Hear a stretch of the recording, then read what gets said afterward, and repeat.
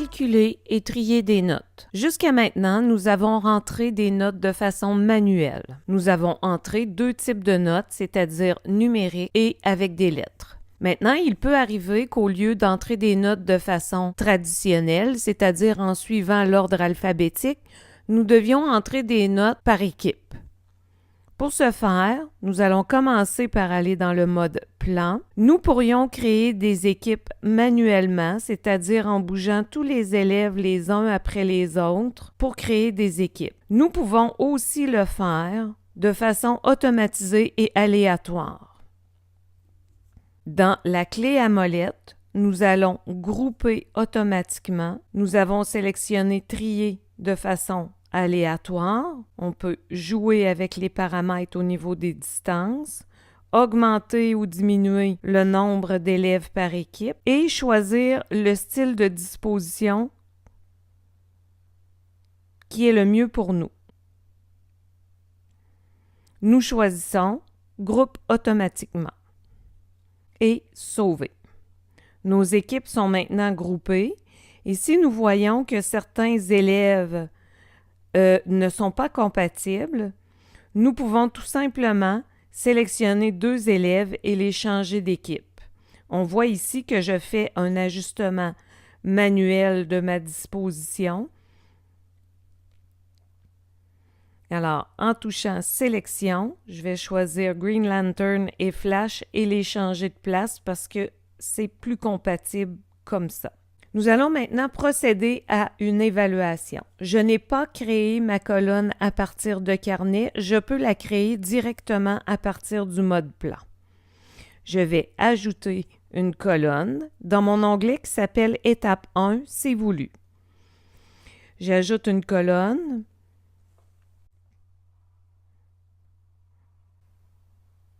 Je vais choisir mon type de note. Cette fois-ci, je vais y aller avec une note maximale de 10. Si je n'avais pas le résultat souhaité, je pourrais ici insérer ma préférence. Alors, dans le cas présent, ma note maximale sera de 12. Vous avez plusieurs options. Je vais conserver probablement mon pavé numérique car c'est la meilleure option. On voit ici dans le bas que ma colonne est ouverte. Si elle se ferme par inadvertance, je peux aller l'ouvrir. Pour ce faire, au lieu d'ajouter une colonne, je vais plutôt choisir le picto qui est à côté et aller chercher la colonne dont j'ai besoin. Pour évaluer mon équipe, je peux sélectionner plusieurs membres de l'équipe et éditer ma colonne. Ainsi, tous les élèves auront le même résultat. Si je retourne, je vais m'apercevoir que mes personnes ici, ici, ici et ici ont reçu la même note.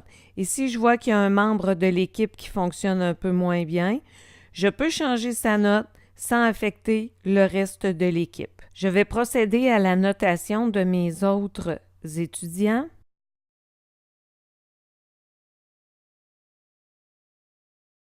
Et je ferme ma colonne. Je retourne à carnet et je vois que mes élèves ont tous une note. Nous allons maintenant procéder à un calcul pour tirer une note globale des résultats des élèves. Pour ce faire, je vais toucher le bouton plus et je vais ajouter un calcul de moyenne. Je vais vouloir que le système saute les lignes vides afin de ne pas pénaliser un élève qui aurait été absent. Mon calcul est une moyenne.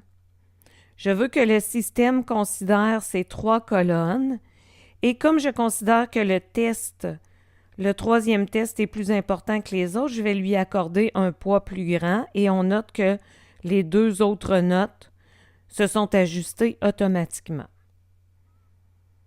Je vais vouloir que ma note numérique sorte en 0 sur 100 en couleur. Ainsi, il sera facile pour moi de visualiser les élèves en difficulté. Voici les résultats générés pour les élèves. Dernière étape de ce tutoriel, nous allons maintenant trier les résultats. à l'aide des 3 petits points et nous allons descendre.